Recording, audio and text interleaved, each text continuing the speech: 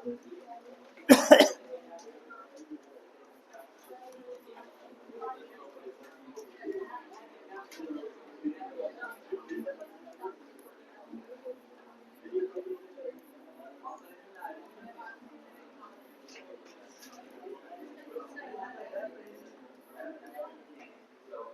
को ये प्लाव का मतलब हल होता है, ठीक है। किसी ने बाहर भी पढ़ा होगा देसी हल, तो वो उसी का इक्विपमेंट है। देसी हल को हम देसी प्लाव भी कहते हैं, ठीक है। तो ये प्लाव का मतलब हल ही होता है, ठीक है। तो एमबी प्लाव डालो, उसमें लिखो कि ये एमबी प्लाव जो होता है वो कुछ इस प्रकार का होता है। कुछ ऐसा होता है, यहाँ पे एक पहिया लगा होता है जो कि ऑफ रोड के चलाने के लिए यूज किया जाता है, और कुछ इस तरह वो लगे होते हैं इसके शार्प एंटीने, इस तरीके से। ये ट्रायंगल में होते हैं इस तरीके से। तुमने देखा होगा गाँव में डुग्गी जिसे अपन कहते हैं, गर्मियों में उसको यूज करते हैं अपन, साल या 2 या 3 साल में एक बार अपन यूज करते हैं उसको। उसको अपन ये मोल्ड बॉल प्लाव कहा जाता है। समझ में आया? किसको नहीं आया? एक बार लिखो।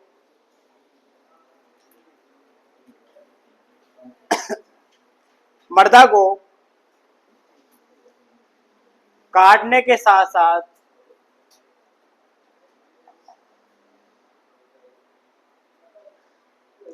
यह पलटने का भी कार्य करता है।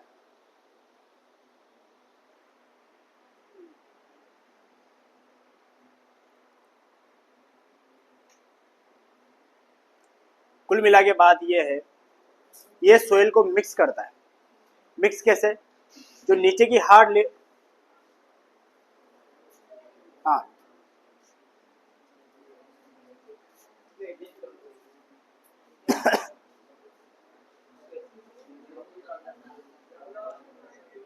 कि होता क्या है कि जो अपनी सोइल की हार्ड लेयर होती है, ऊपर लेयर, जो अपर लेयर होती है, इसके नीचे जो हार्ड लेयर होती है ना, उसको तोड़कर ऊपर ले आता है ये। इससे क्या होता है कि बहुत सी बार अपने जो मिनरल्स होते हैं, जैसे अपन खाद डालते हैं, वो बहुत सी बार ऊपरी सतह से नीचे यहाँ जाके जमा हो जाते हैं, ठीक है। लीचिंग आउट हो जाते हैं। लीचिंग आउट होके और यहाँ जम जाते हैं। इधर आ जाओ, आगे यहाँ आ जाओ।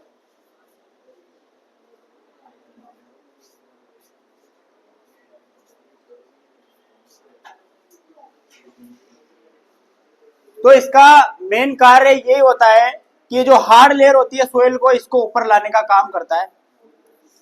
इससे जो मिनरल्स का इरोजन होता है, जो लीचिंग आउट होता है, इंग्लिश मीडियम के भी है ना इसमें, जो लीचिंग आउट होता है, जो नीचे चले जाते हैं वो ऊपर आ जाते हैं और अपनी सोइल वापिस सोइल लायक हो जाती है, ठीक है। तो लिख लिया तुमने, मर्दा को काटने के साथ साथ ये पलटता भी है।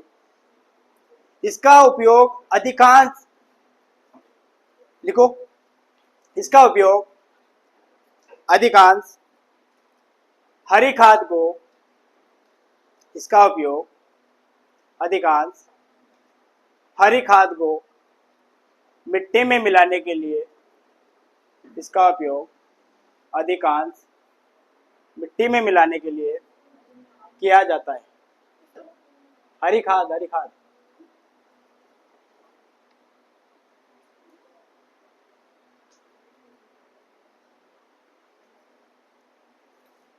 लिया? अब हरी खाद क्या होती है? ढेचा सुना? ढेचा, ठीक है। अपन सोयाबीन की सोइंग करने के पहले या धान की सोइंग करने से पहले या प्लांटेशन करने से पहले कि ढेचे की अपन सोइंग करते हैं, और उसको जब फ्लावरिंग स्टेज होती है, जैसे फूल आते हैं, उस स्टेज पे उसमें सोइल को मिला दिया जाता है। मतलब सोइल में ही उसको दबा दिया जाता है। और सोइल में सबसे अच्छा इक्विपमेंट है दबाने के लिए, या तो ये एमबी प्लाव या एक डिस्क हैरो, जिसे अपन हैरो भी कहते हैं। इन दोनों चीजों का उपयोग सबसे ज्यादा हरी खाद मिलाने के लिए किया जाता है, ठीक है। और इसकी गहराई, इसका जो इसकी गहराई होती है कितनी गहराई पे डेप्थ तक ये सोइल को काटता है। तो लिखो इसकी गहराई लिख के और तीर लगा के लिख लेना 15 से 30 सेंटीमीटर। 15 से 30 सेंटीमीटर गहराई, 15 से 30 सेंटीमीटर। ठीक है, किसी को डाउट है इसमें ब्लाउ में वो तो बताओ, किसी को प्राइमरी सेकेंडरी में। ठीक है, ये इक्विवेलेंट अपना हुआ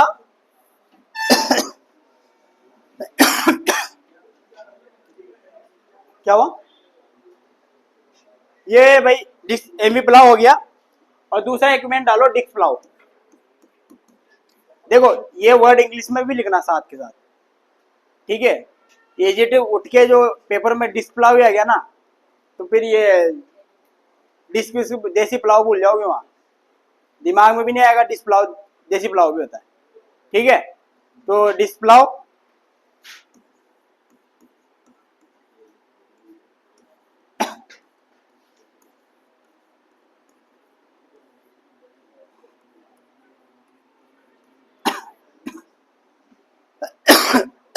और डिस्क प्लाव कैसा होता है, ये भी एमबी प्लाव की तरह ही होता है। बस इसमें क्या होता है कि वो शार्प जो ट्रायंगल वो होते हैं, उनकी जगह डिस्क लगी होती है, जैसे अपन हेरो में लगे होते हैं ना प्लेटें, वो लगी होती है। जो यहाँ एक पहिया लगा होता है और वो इस तरह एंगल में लगे होते हैं। हेरो अलग होता है, ये अलग है। हेरो में तो क्या होता है कि इस टाइप में होता है, एक तो यू होता है और एक यू होता है, इसमें ये लगे रहते हैं।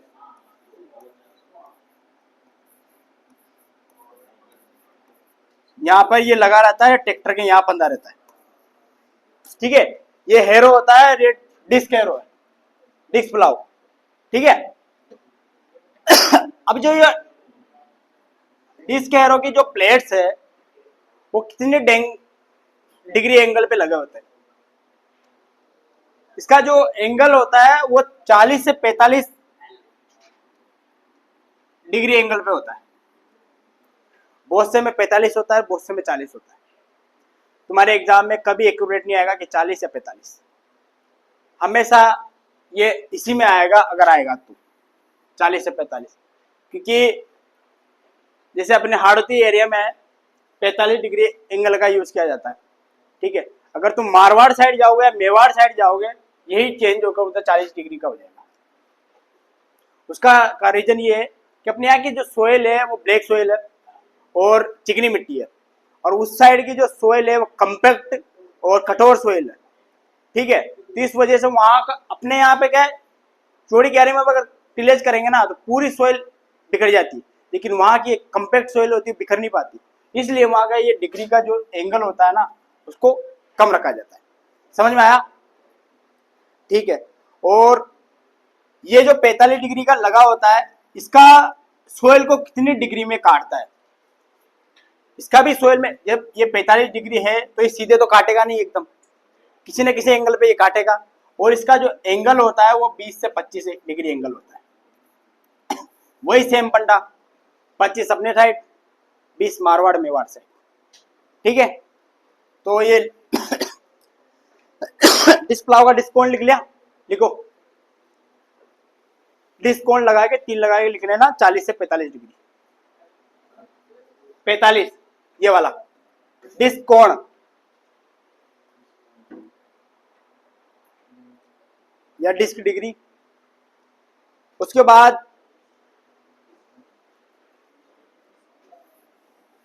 जो 20 से 25 होता है वो तिल्त कोण होता है।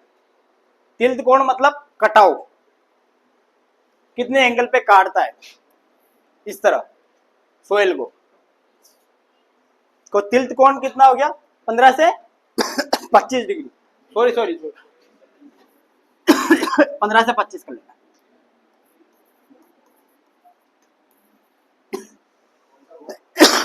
तिल्त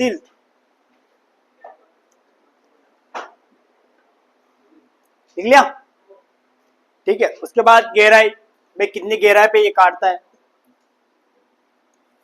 इसकी गहराई के भी अलग अलग होता है। अपने उधर मारवाड़ मेवाड़ साइड पे कम डेप्थ में, क्योंकि उधर कम्पैक्ट सोइल इतनी होती है कि अगर इक्विपमेंट्स को ज़्यादा गहराई में तोड़ लगा दो तो वहाँ पर ट्रैक्टर्स, मैंने खुद मेरे सामने हमारे एग्रीकल्चर फार्म पे ये चलाते हुए देखा, और ये चलाया इतनी उन्होंने गहराई में चलाया कि ये इसकी जो आखिरी की ये प्लेट पूरी टूट गई थी, इतनी गहराई में उन्होंने लगा दिया हमारे सामने। के मेरे एग्रीकल्चर, जब मैं कॉलेज में था वहाँ पे फील्ड पे, वहाँ पे इंस्पेक्शन के लिए हम गए हुए थे, उस टाइम की बात है, मेरे सामने ये टूट गया था। ठीक है, तो इसलिए वहाँ पर कम गहराई में यूज़ किया जाता है, अपनी साइड ज़्यादा गहराई में, क्योंकि अपनी चिकनी मिट्टी होती है तो सोइल की मॉइस्चर कहीं ना कहीं कंटेंट अपने सोइल में होता है, क्योंकि अपने साइड सब ह्यूमिड एरिया है अपने साइड पर। तो ठीक है, तो इसकी गहराई देख लेना 30 से 35 सेंटीमीटर।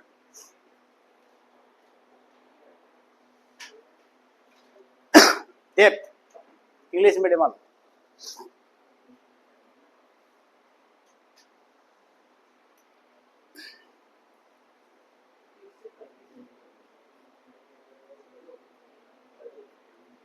लिख लिया?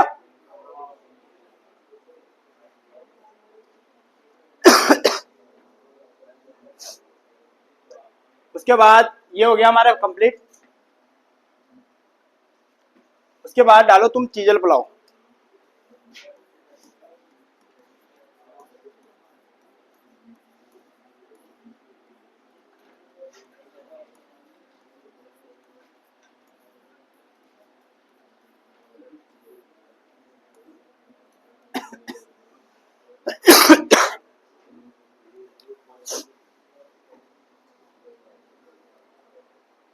इसका उपयोग मृदा के नीचे स्थित, ऊपरी परत के नीचे स्थित, इसका भी काम सेम एमबी प्लाव जैसा होता है। ये एमबी प्लाव में क्या होता है कि एमबी प्लाव की 30 सेंटीमीटर तक जैसे कुछ काटता है, लेकिन जो ये चीजल प्लाव होता है ना, ये सब सोइल, यानी सब सोइल जो नीचे वाली जो सोइल होती है ना, उससे भी गहराई में काटता है। इसे अपन समर प्लोविंग में सबसे ज्यादा यूज करते हैं। जब गर्मियों में तुमने देखा होगा एक साइड से तिरछा हुआ रहता है ट्रैक्टर, एक साइड वो बहुत बड़ी बड़ी नालियां बना देता है, वो चीजल प्लाव होता है। गांव वालों ने बहुत सी बार देखा होगा गर्मी में, जब समर प्लोविंग अभी गेहूं कट जाएंगे, बहुत गर्मी हो जाएगी मई जून के टाइम पे, उस टाइम पे इसका यूज किया जाए चीजल प्लाव का। उसमें क्या होता है कि ये एमबी प्लाव तो क्या करता है कि 30 सेंटीमीटर तक काटता है, जबकि ये 50 से 70 सेंटीमीटर तक सोइल को काट देता है। ठीक है, तो इसका उपयोग कहाँ तक लिखा? हाँ, लिखो। इसका उपयोग मिट्टी की ऊपरी परत के नीचे स्थित कठोर परत को तोड़ने के लिए किया जाता है।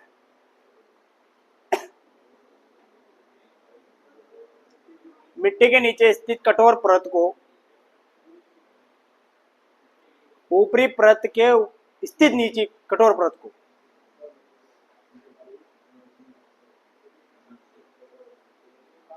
तोड़ने के लिए किया जाता है। ऊपरी परत के नीचे स्थित कठोर परत को तोड़ने के लिए किया जाता है।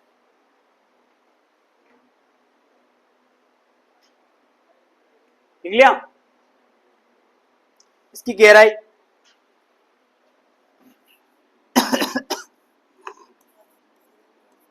इसकी गहराई लिख लो ना 60 से 70 सेंटीमीटर।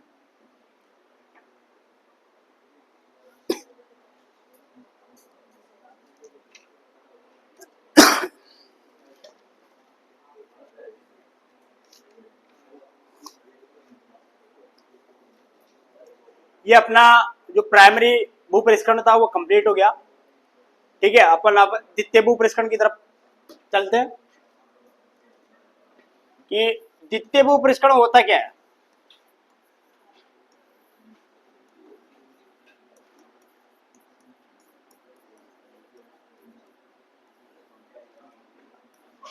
जिसे अपन सेकेंडरी टिलेज कहते हैं, कि जब प्राइमरी टिलेज करते हैं अपन तो उसमें पहली जुताई करते हैं, उस टाइम पे सोइल में बड़े बड़े क्लोर्स या ढेले बन जाते हैं। उन ढेलों को तोड़ने के लिए हम सेकेंडरी टिलेज करते हैं। और किसी का डाउट आ रहा हो कि हमने 12th में प्राइमरी सेकेंडरी बॉय के बाद पढ़ा हो, ऐसा कोई है? किसी का डाउट नहीं है ना? ठीक है। तो भू सेकेंडरी भू परेशानी बस इसलिए किया जाता है कि जो प्राइमरी विलेज में बड़े बड़े ढेले बन जाते हैं उनको माइनर और सोइंग लाइक सोयल बन जाए, मतलब बुआई लायक सोयल बन जाए, इसलिए हम सेकेंडरी विलेज का यूज करते हैं। ठीक है, तो डेफिनेशन लिखना है इसकी परिभाषा। प्राथमिक भू परीक्षण के बाद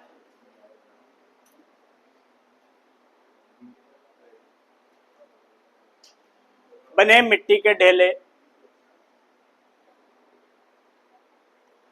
ढेले के कोष्टक में क्लोर्स भी लिख लेना।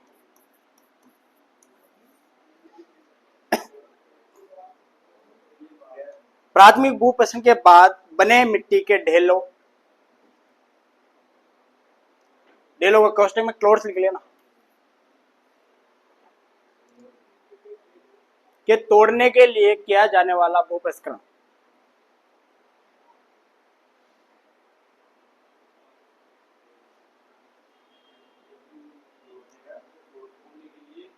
किए जाने वाला भू परीक्षण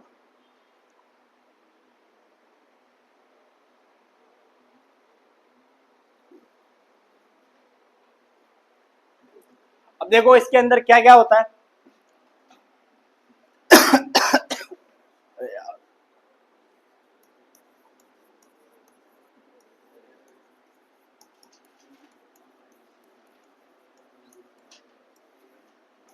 इसके अंदर 3 चीजें होती है।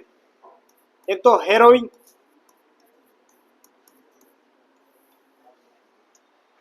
हेरोइंग यही होता है कि जो ब्लॉक बड़े क्लोर्स होते हैं उनको अपन छोटे क्लोर्स में बदलते हैं। ठीक है, उसके बाद ये पहला है। उसके बाद आता है एक प्लैंकिंग।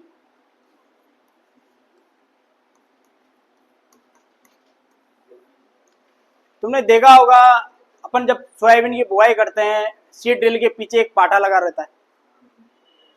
ठीक है, उसका एक ही रीजन होता है, एक तो जो सोयाबीन के बीज होते हैं, सीड होता है, उसको कवर करने के लिए, दूसरा सोइल को समतल करने के लिए।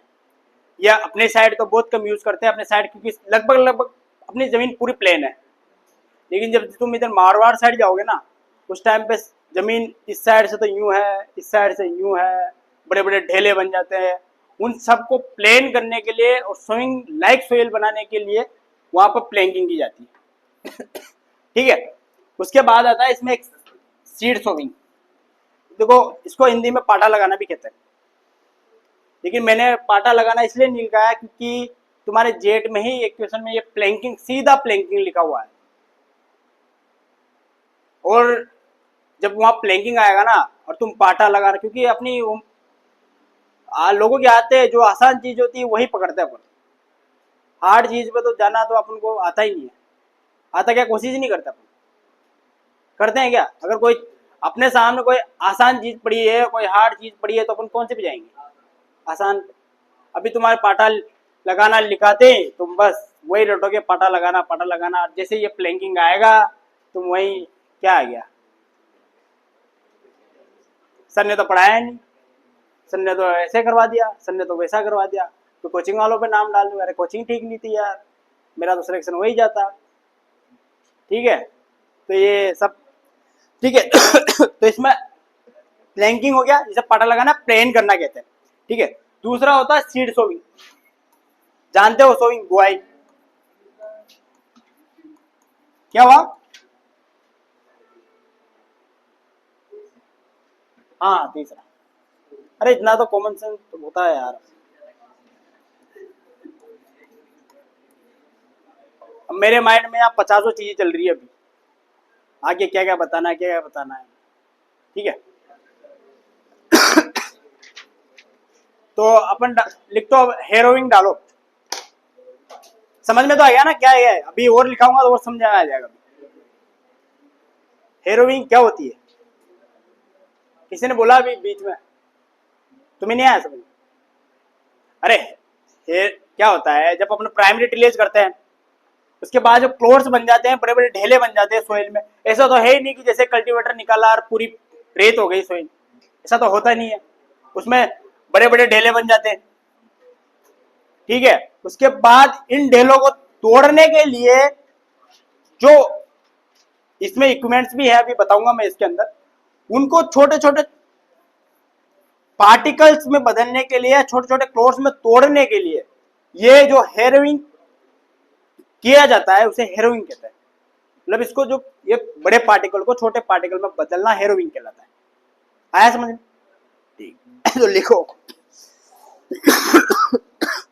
और इसका दूसरा यूज भी ये होता है कि जो अपने प्राइमरी टिलेज करने के बाद जो वीड खरपतवार होते हैं उनके स्टेबल जैसे डंटल वगैरह बहुत पड़े रहते हैं अपने, उन इसके साथ साथ उन डेलों को तोड़ने के साथ साथ उनको भी तोड़ने का यूज किया जाता है। उनको भी स्टेबल को जो फसल के अवशेष होते हैं ना, जो खरपतवार होते हैं, जैसे हिरणखुरी हो गया या गाजर घास हो गया, गाजर घास को कितना ही खत्म करो नहीं होता, उनको तोड़ने का कितना करो, अगर वो तोड़ दिया तब भी उसका टर्मिनेशन हो ही जाता है। ठीक है, तो इन सबको तोड़ने के लिए भी इसका यूज किया जाता है। ठीक है, तो हेरोइंग डाल के तीर लगा के लिखना।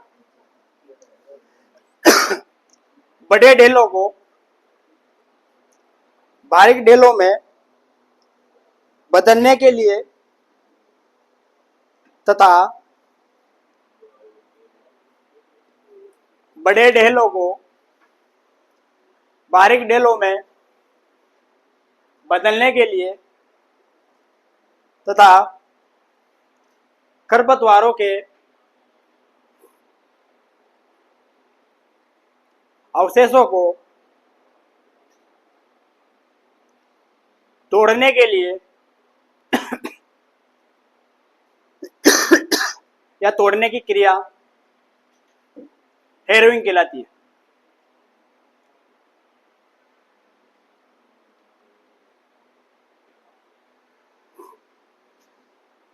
अब देखो इसमें इक्विपमेंट कौन कौन से हैं हेरोइंग में।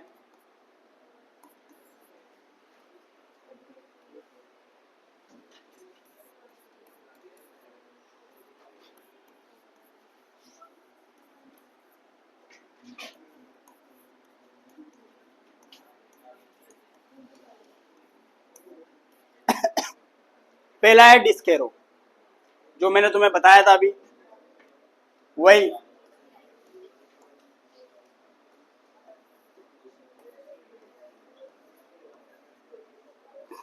ठीक है, हेरो देखा होगा लगभग सभी ने, ये देखा गांव में का यही से हो। ठीक है ठीक है, कोई बात नहीं, होते होते बहुत से, कोई बात नहीं। तो जो हेरो होता है ना उसको अपन डिस्क हेरो कहते हैं। ठीक है, और एक और इक्विपमेंट होता है इसमें कल्टीवेटर। भाई रोटावेटर का इक्विपमेंट अपन प्राइमरी और सेकेंडरी दोनों में यूज करते हैं। उसका रीजन क्या है मैं अभी तुम्हें जब ये सेकेंडरी हो जाएगा उसका एकदम बड़े अच्छा से एक्सप्लेन करूंगा क्यों करते हैं और कैसे करते हैं। ठीक है, तो अपन इसमें कल्टीवेटर आते हैं।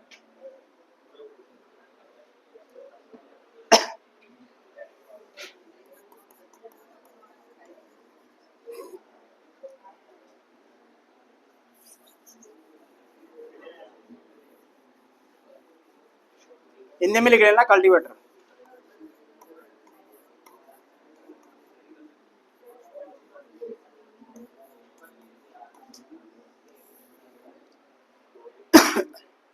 अब कल्टीवेटर में कितने टाइम्स होते हैं गिना तुमने कभी?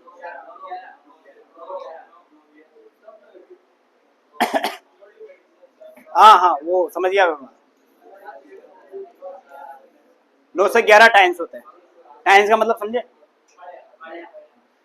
हाँ,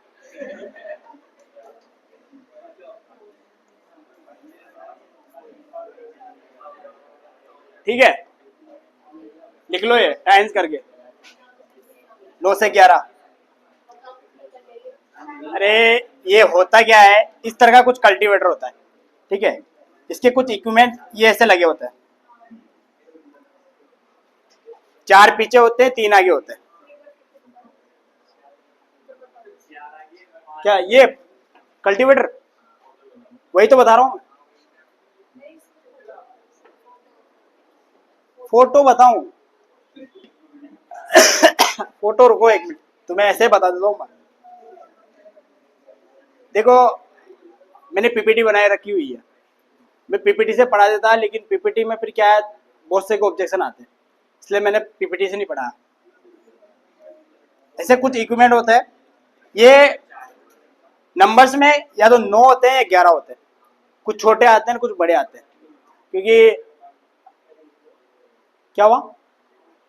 हाँ वो देखो वो देखो वो देखा,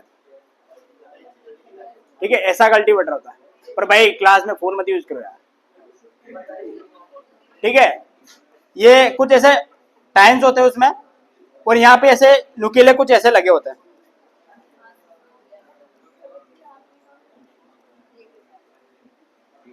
ये ऐसे होते हैं, और कुछ यहाँ पे नुकीले शार्प एंटीना जैसे ट्रायंगल में कुछ, जिसे अपन फाड़ा कहते हैं, देसी लैंग्वेज में फाड़ा कहते हैं, ठीक है। गांव वाले होंगे अधिकतर, वो तो जिनके घर में ट्रैक्टर होगा तो आधे तो वही चेंज करते होंगे जब, ठीक है। हमारा भी ये काम था, गाँव में जाता है लगाओ पानेर खोलो, ठीक है। तो ये लगे होते हैं, जब नंबर्स में 9 और 11 होते हैं, नंबर में इसलिए चेंज होते हैं क्योंकि बहुत से जो ट्रैक्टर्स होते हैं 30 HP या 40 HP, अधिकतर एवरेज 30 या 40 एवरेज HP के ट्रैक्टर यूज करते हैं, तो इस वजह से 9 टाइल्स वाले यूज करते हैं। अब भी बहुत से होते हैं बड़े घराने के जागीरदार लोग, जिनके घरों में 55 HP 50 HP के farm tech 60 super max, Arjun Mahindra 585, Arjun पता नहीं क्या क्या, तो वो लोग जो होते हैं उनके घरों में ये 55 HP 50 HP का जो ट्रैक्टर होता है उसमें 11 टायर्स का यूज किया जाता है, ठीक है। समझ में आया? कल्टीवेटर होता है जिसमें कुछ शार्प एंटीना इस तरह लगे होते हैं, जिसमें नंबर्स ऑफ टाइम्स या तो 9 होते हैं या 11 होते हैं, ठीक है। इसका उपयोग अपन इसमें हेरोइंग में करते हैं। इसका सीधा सा उपयोग वीड के स्टेबल्स यानी खरपतवारों के अवशेष और बड़े बड़े जो क्लोट्स होते हैं उनको माइनर क्लोट्स में बदलने का काम करते हैं, ठीक है। समझ में आया? तो इसमें लिख लिया तुमने, ये दोनों इक्विपमेंट के नाम लिख लो, ये हिंदी में लिख लेना, डिस्क एरो।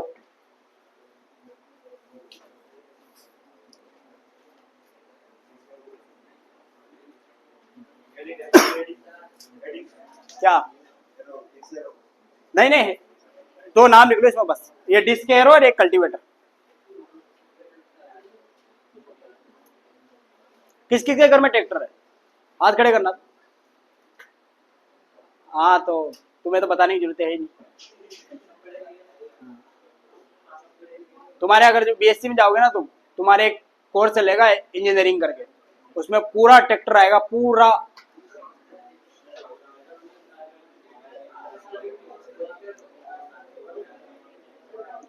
होती है अलग, बीएससी के अलग अलग पार्ट होते हैं। जो अगर इंजीनियरिंग में करना चाहोगे तो बीएससी इंजीनियरिंग में होगी, पोस्ट हार्वेस्ट में करना चाहोगे तो पोस्ट हार्वेस्ट में ही होगी, हॉर्टिकल्चर में करना चाहोगे तो हॉर्टिकल्चर में ही होगी, एग्रोनॉमी में करना चाहोगे तो एग्रोनॉमी में होगी। सरकार बहुत अच्छी सुविधा दे रही है, बस तुम्हें पढ़ने की कमी है थोड़ी, तुम पढ़ लोगे तो अच्छा रहेगा। क्रैश कोर्स है, 50-60 दिन है, बड़े अच्छे से मेहनत कर लो, साल भर बचेगा, साल भर के पैसे बचेंगे। और कॉलेज लाइफ इतनी मस्त लाइफ होती है, इसका कोई कुछ कहना नहीं। एक बार कॉलेज चल गए, जिंदगी भर कॉलेज से निकलने के बाद जिंदगी भर कॉलेज याद आएगा, ठीक है, जिंदगी भर कॉलेज आएगा।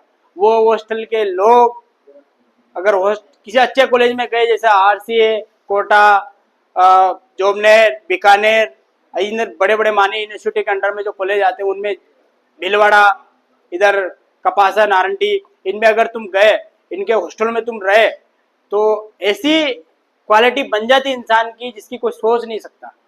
यहाँ के इधर कोटा के हमारी क्लास में कम से कम 60 से 70 जने थे, मतलब कि 70% रेशियो कोटा का था, पूरा कोटा बेल्ट का। इसमें हमारे 60-70 मतलब 120 बच्चों का हमारा बेच था, जिसमें से हम शायद एक बेच 2 बेच चलते थे, ए और बी, इसमें 60 बच्चे थे। एक बेच में पूरे हम कोटा के थे, एक बेच में पूरे, मतलब ऐसे आधे उसमें थे, लेकिन जब हम साथ में बैठते थे पूरे कोटा वाले तो 60 जने एक साथ हो जाते थे। पूरा एक बैच हमारा 60 जनों का था। ठीक है, तो मजा आता है, लाइफ इतनी अच्छी जाती है कि मजे आ जाते हैं। दोस्तों के साथ घूमना, दोस्तों के साथ फिरना, दोस्तों के साथ मस्ती मजाक, रात के 2-2 बजे वो केटलिंग ला रहे हैं इलेक्ट्रिक वाली, मैगी बना रहे हैं, कोई क्या कर रहा है, कोई क्या कर रहा है, कोई इधर मस्ती मजाक करते हैं, कोई हॉस्टल में बम फोड़ रहे हैं, कोई क्या कर रहे हैं। हाँ, हमारे तो गर्ल्स हॉस्टल में बम फूटते थे। कुछ नहीं, गर्ल्स, ये गर्ल्स हॉस्टल था और ये हमारा बॉयज हॉस्टल था। मात्र 15 फीट की गैप था गर्ल्स बॉयज हॉस्टल के में। तो गर्ल्स बॉयज के साथ कॉम्बिनेशन था कि आज हमारे हॉस्टल में कांड होगा, कल तुम्हारे हॉस्टल वाले में कांड होगा। पूरी रात मस्ती मजाक चलती रहती थी, यही चलता था। अब कॉलेज लाइफ होती भी यही है, क्योंकि पूरे राजस्थान के लोग मिलते हैं, और पूरे राजस्थान के लोग मिलते हैं, और पूरे मतलब एग्रीकल्चर में ऐसा कोई जगह नहीं है या ऐसा कोई गांव नहीं है जहां से तुम्हें बंदा नहीं मिलेगा। अगर तुम हाड़ौती छोड़ रहे, बेल्ट को छोड़कर अगर दूसरे उस कॉलेज में जाओगे तो पूरे हाड़ौती में, मतलब पूरे ऑल राजस्थान के बच्चे, ऐसा कोई डिस्ट्रिक्ट, ऐसा कोई तहसील नहीं होगा जहां से तुम्हें बच्चे नहीं मिलेंगे। अगर तुम्हारा बैच 120 के ऊपर हुआ, 120 का अगर तुम्हारा बैच हुआ ना, तो पूरे राजस्थान के बच्चे मिलेंगे तुम्हें। इसमें तुम मारवाड़ी बोलना सीख जाओगे, मेवाड़ी बोलना सीख जाओगे, तुम हाड़ौती उनको सिखाओगे, ये होती है बात।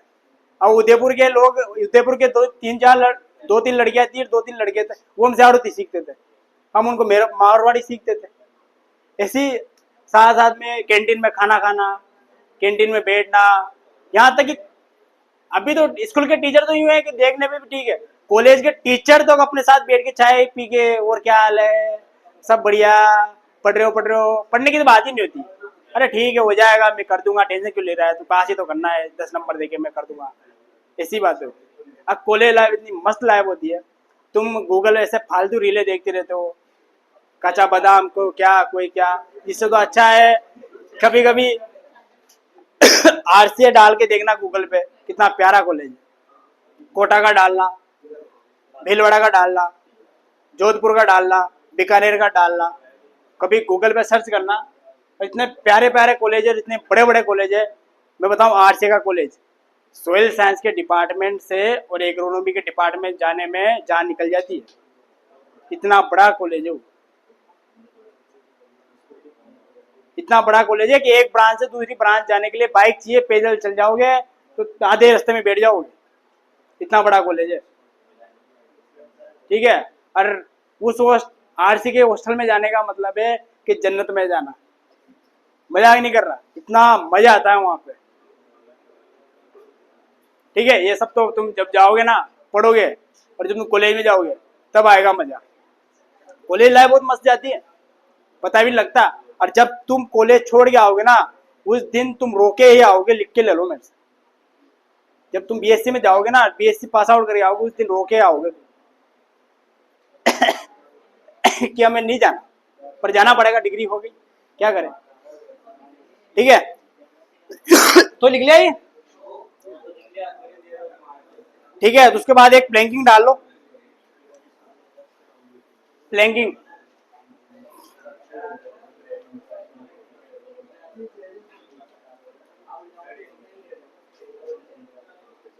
जल्दी लिखो यार।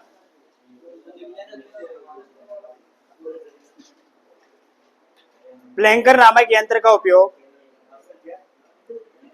प्लैंकिंग में लिखना, प्लैंकर नामक यंत्र का उपयोग करके, हाँ,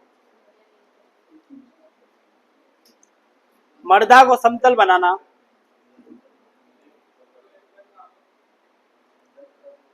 प्लैंकर नामक यंत्र का उपयोग करके मर्दा को समतल बनाना तथा बुआई योग्य बनाना प्लैंकिंग कहलाता है। प्लैंकर नामक यंत्र द्वारा मर्दा को समतल बनाना तथा मर्दा को उपयोग की बुआई उपयोग योग्य बनाना।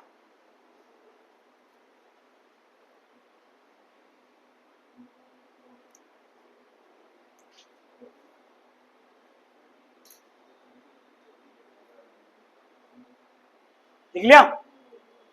तो है कि इसमें इंप्लीमेंट डाल देना प्लेंगर।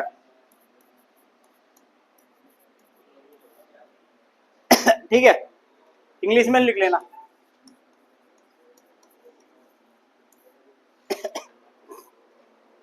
ठीक है, उसके बाद हेड लाओ बुआई करना या बीज की बुआई।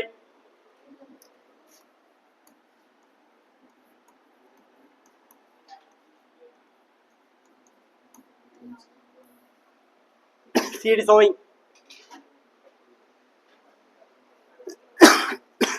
इसमें सीधा लिख लो बीज की बुआई की जाती है।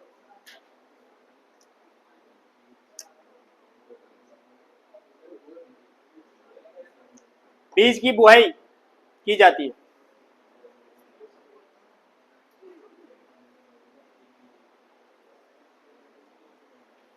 ठीक है,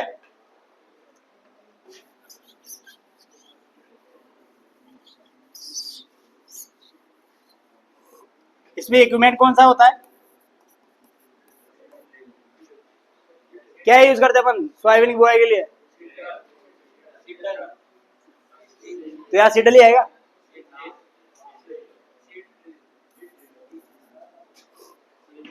हिंदी का तो पता नहीं यार।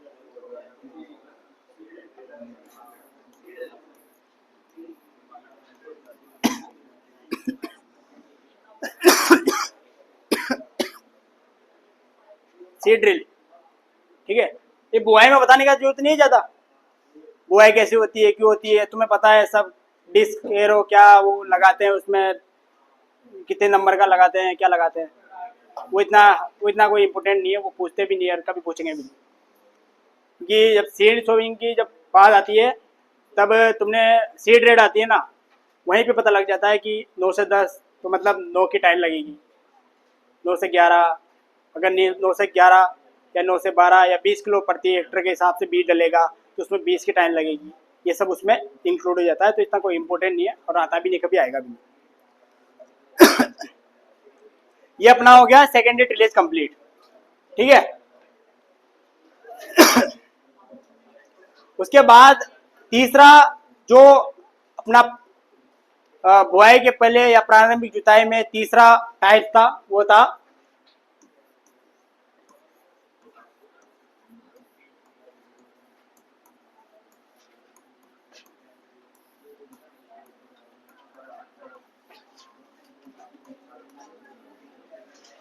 इंग्लिश में कहते हैं अपन उसको लेआउट ऑफ सीड बेड।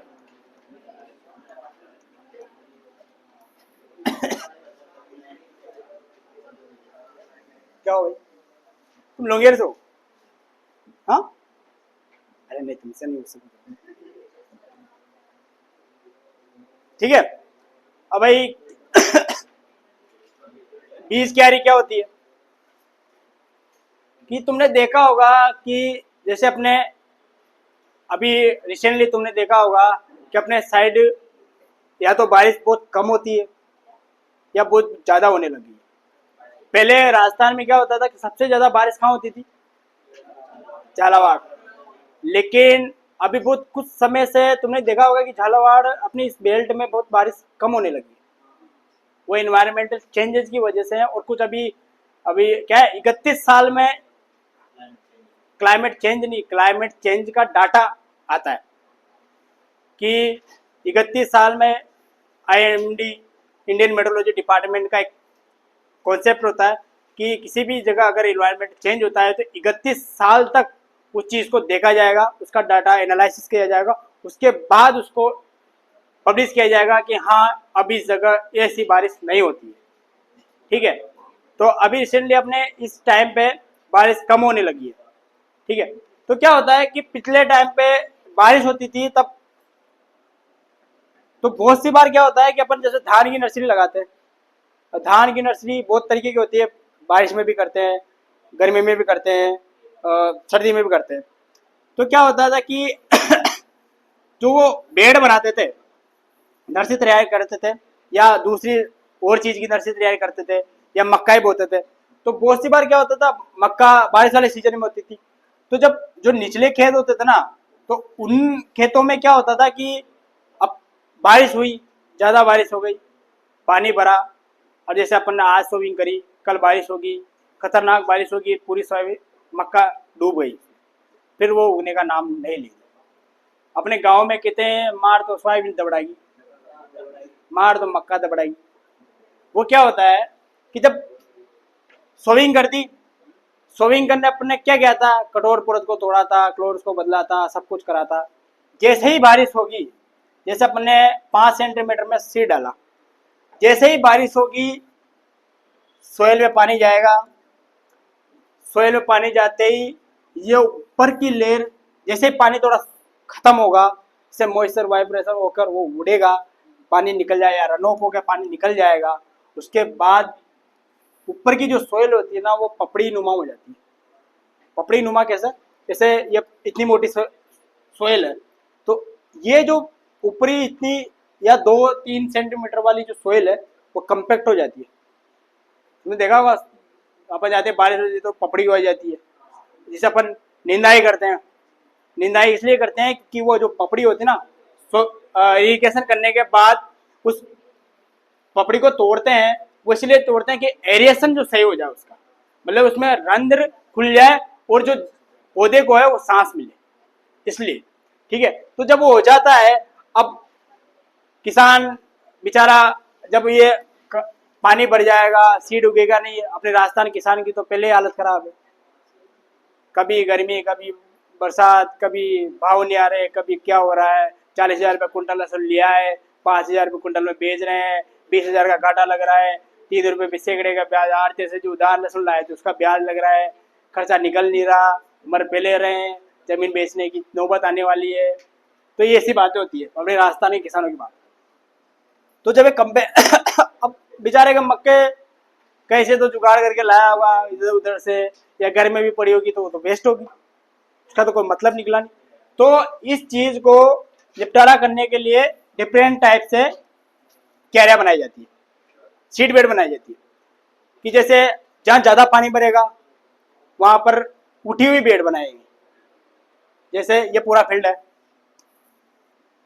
ठीक है, इस पूरे फील्ड में इस एरिया को उठा दिया जाएगा, मतलब डोली टाइप। जैसे ये फर्श है, इस फर्श पे ये लकड़ा का ये बना हुआ है, तो ये जो उठा हुआ हिस्सा है ना, ये बना दिया जाएगा ऐसे। अब फिर इसमें मक्का बोई जाएगी, उठी हुई सीड बेड, जिससे पानी भी आएगा तो इन नालियों में रन ऑफ होकर निकल जाएगा। ठीक है, रन ऑफ होकर मतलब बेकर। ठीक है, उसके बाद अभी ये तो हो गई वेट एरिया की, जहाँ ज्यादा बारिश होती है उस एरिया की। अब जहाँ पर ज्यादा सूखा होता है वहां तो कुछ भी करो, वहां तो तुम फ्लैट बनाओ, वहां पर फ्लैट ही बनाई जाती है। क्यों? क्योंकि अगर ऐसे करेंगे तो उनका मॉइस्चर जो कंटेन है वो और ज्यादा हार्श होगा। हार्श का मतलब कि जब थोड़ी सी सोयल है, अपन इसको खोद कर यहाँ डालेंगे तो इसके नीचे का मॉइस्चर था वो भी खत्म हो गया। समझ में आया? यहाँ की सोयल को उठाकर इस साइड डालेंगे तो उसके नीचे का जो मॉइस्चर था वो भी खत्म होगा गर्मी की वजह से। इस वजह से जो ड्राई एरिया होते हैं उस एरिया में फ्लैट बेड बनाई जाती है। फ्लैट मतलब समतल। ठीक है, जहाँ ज्यादा इरिगेशन वाले एरिया होते हैं वहां पर उठी हुई बेड उठाई जाती है। ओ हेलो भाई, क्या लोंगेर के हो तुम? भाई नहीं पढ़ना हो तो बाहर चल जाओ।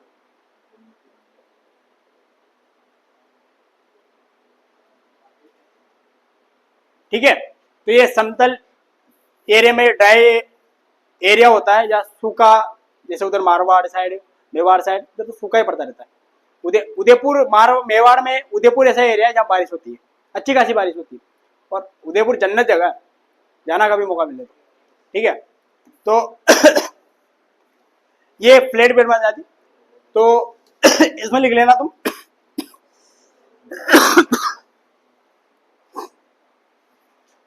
बुआई के लिए बीज क्यारी तैयार करना, इतना लिख लेना बस। वो लिखा है उसके अंदर भी लिख लेना, क्यारी तैयार करना या बीज सैया तैयार करना। हेलो भाई, तुम लिखना नहीं होता, मेरे को लग रहा तुम उसको देख रहे हो। ठीक है, लिख लिया?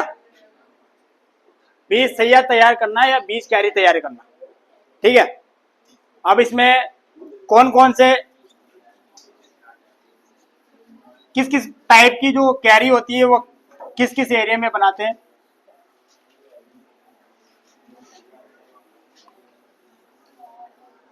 ठीक है, तो फ्लैट पहला है फ्लैट बेड।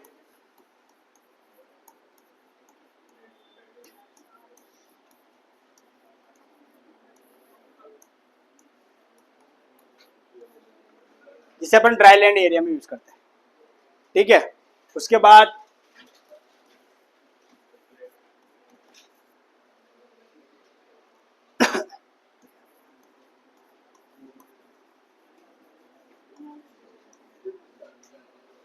हिंदी में क्या कहते हैं, उठी हुई बेड।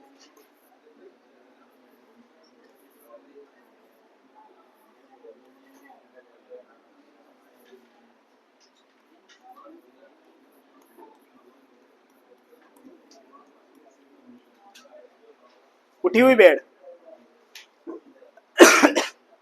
साथ के साथ लिख लेना।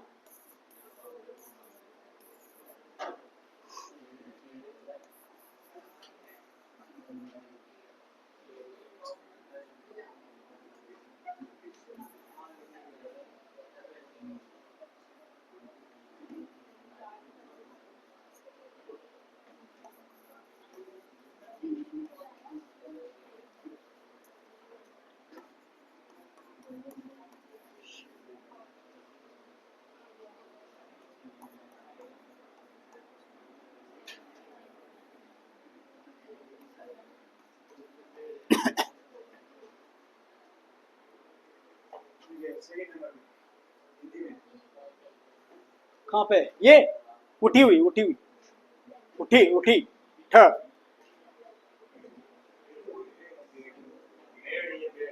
बेड, बेड बेड, वो बेड अलग है, बेड बेड। तभी तो मैं कहता हूँ इंग्लिश हिंदी में, इंग्लिश सबसे अच्छी लैंग्वेज है। सही में पढ़ने में मजा भी इंग्लिश में आता है।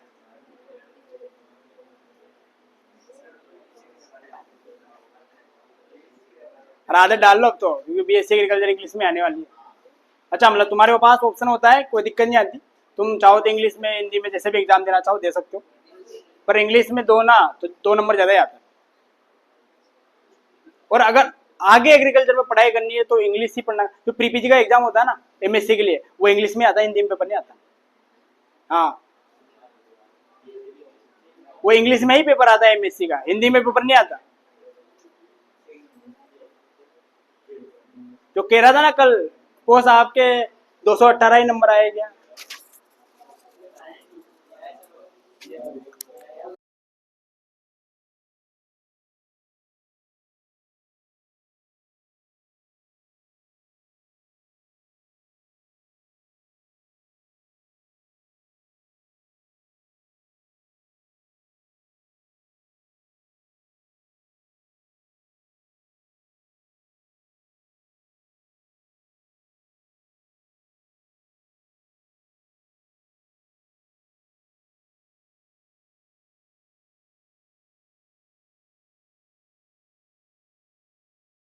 बीकानेर, इस वजह से तो ये लेट फॉर्म खुले हैं।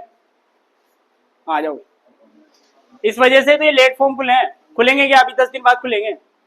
अभी भी कंट्रोवर्सी चल रही है उनके बीच, जोधपुर और बीकानेर के बीच। सहमति नहीं बन पा रही, मतलब कौन कराएगा, जोधपुर कराएगा कि बीकानेर कराएगा।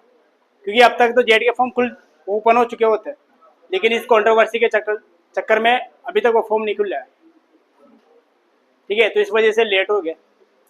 ठीक है, तो लिख लिया तुमने, ये तीनों लिख लिया, कोई डाउट नहीं है इसमें? एनी डाउट नहीं है? ठीक है, तो अपन भाई ये हो गया है कंप्लीट।